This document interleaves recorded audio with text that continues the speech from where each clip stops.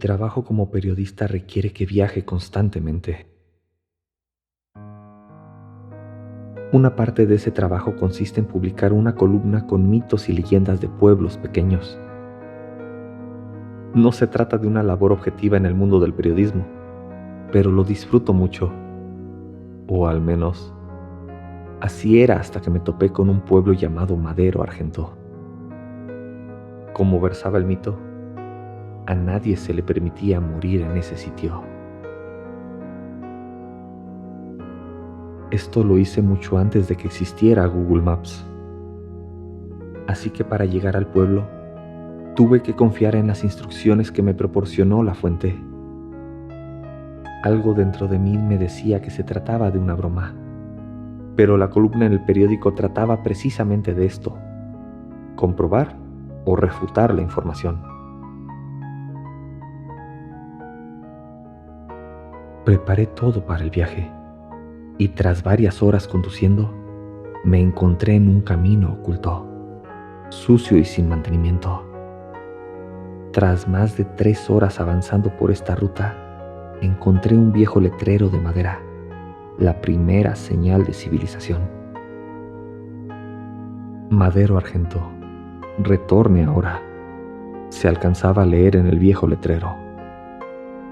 A la distancia, observé lo que parecía una antigua comunidad de labranza. Era un pueblo pequeño, con escasas construcciones que lucían deterioradas, así como tractores y camiones completamente oxidados y abandonados.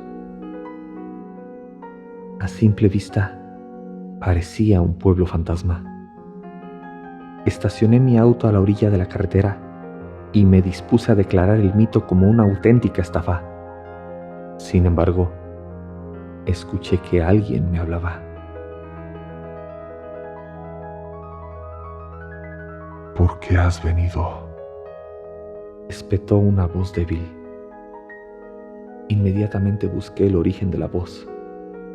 Era un anciano de apariencia frágil que se apoyaba sobre un bastón. Estaba completamente calvo y no tenía un solo diente en la boca. ¿Quién eres?, le pregunté.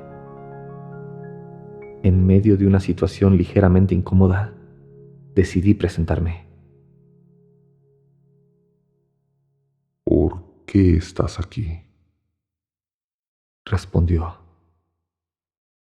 Le mencioné que era un cazador de mitos y leyendas, y llegué hasta este lugar gracias a las indicaciones proporcionadas por una fuente anónima.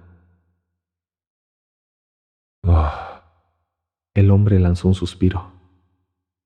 la ignorancia es una bendición. Pero, ya que has venido, tendrás aquello que viniste a buscar. En ese momento me percaté de que el anciano tenía la pierna rota. La arrastraba mientras cojeaba con mucha dificultad. Pero lo más extraño era su piel, cubierta por arañazos que parecían recientes. ¿Se encuentra bien?, le pregunté con cierto nerviosismo. Él simplemente ignoró la pregunta e hizo gestos para que lo siguiera. ¿Vive solo en este sitio? No, hay otras personas.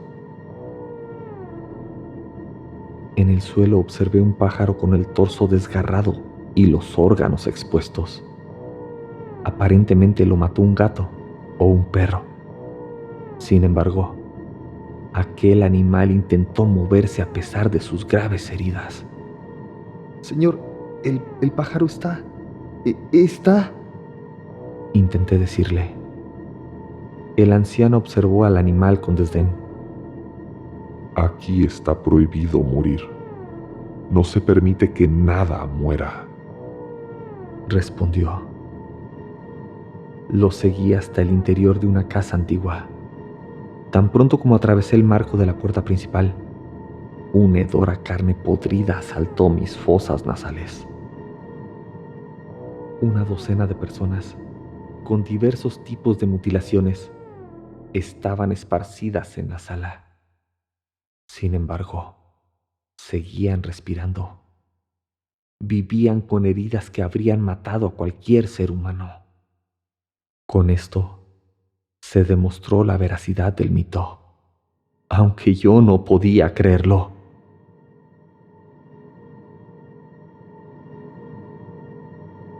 «Tenemos que solicitar ayuda», exclamé mientras observaba a un hombre cuyos huesos de la mano sostenían unos cuantos colgajos de piel. Eso solo empeoraría la situación, respondió el anciano. Saqué mi teléfono completamente dispuesto a llamar a emergencias. Sin embargo, en aquel remoto lugar no tenía una sola barra de señal para solicitar ayuda. Siéntate. Vamos a platicar. Completamente avasallado por lo que veía, no logré encontrar las palabras para formular un argumento coherente. Has venido para conocer la historia de Madero Argento y te la voy a contar, dijo el anciano con voz grave. Me senté y observé a todas aquellas personas sufriendo en ese lugar. La mayoría tenían heridas tan terribles que ni siquiera les permitían hablar y se limitaban a emitir gemidos de agonía en el lugar donde estaban sentados. Cada herida parecía reciente, como si se las hubieran hecho ese mismo día.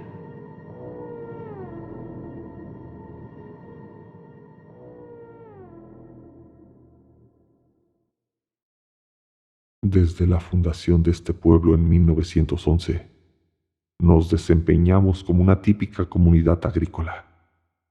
Un pueblo pequeño que no es de mucho interés para los visitantes.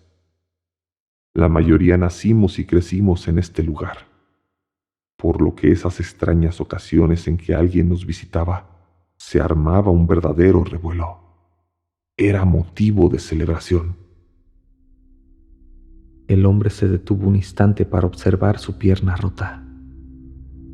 Entonces, allá por 1956, un hombre llegó a Madero Argento, a bordo de un auto de lujo y vestido con finas prendas. Contrastaba demasiado con el modesto estilo de vida de nuestro pueblo. Dijo que no venía a hacer negocios, y mucho menos a establecerse en la región. Simplemente quería vivir un año en nuestra comunidad. Además, prometió que cuando su visita terminara, nos obsequiaría con algo que jamás olvidaríamos. Apenas terminó de hablar el anciano, escuché unos débiles gritos provenientes del exterior. Eran terriblemente roncos y transmitían una sensación indescriptible de agonía. Jamás dijo mucho. Se limitó a observarnos mientras continuábamos con nuestra rutina diaria, y siempre estaba dispuesto a ayudar. Se mostró como una persona educada y servicial, por lo que en el transcurso de un mes ya lo considerábamos parte de la comunidad. Pero siempre vestía aquel maldito traje que parecía ajeno a los elementos externos. Con lluvia o bajo un terrible calor, el hombre se mostraba tranquilo y lucía impecable. Los gritos afuera se intensificaron. En medio de aquel suplicio distinguí algunos ruegos de piedad.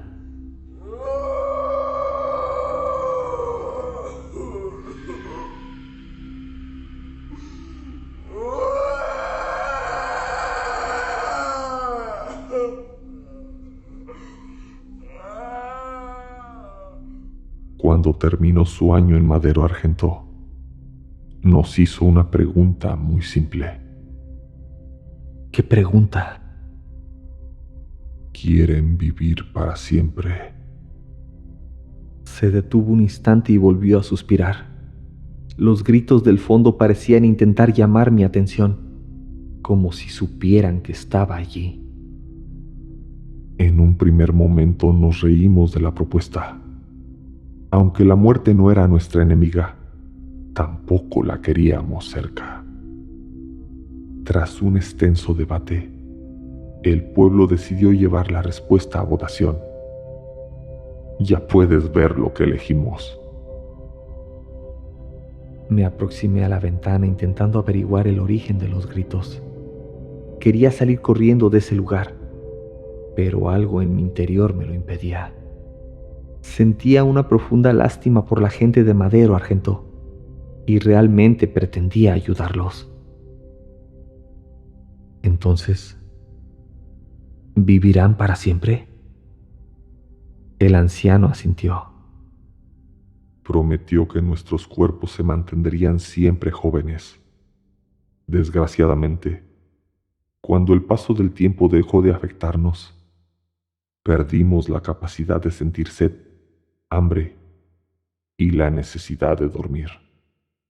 Somos inmunes a las heridas o enfermedades, incluso a la propia destrucción. Pero no podemos sanar cada una de las lesiones que sufrimos, sin importar lo pequeña o grave que sea, se quedará en nosotros hasta el fin de los tiempos. Esa es nuestra maldición. ¿Qué sucede con la gente que grita?, le pregunté. Suspiró nuevamente. Vienen del granero. Ahí es donde mantenemos a las personas que quieren salir. ¿Salir? ¿A dónde? Algunos creyeron que podían escapar a la maldición. Destruyeron sus propios corazones y otros se aplastaron la cabeza. Estaban equivocados. No pueden morir. No se les permite hacerlo. ¿Hay algo que pueda hacer para ayudarle? ¿Existe alguna forma de detener esto?, pregunté.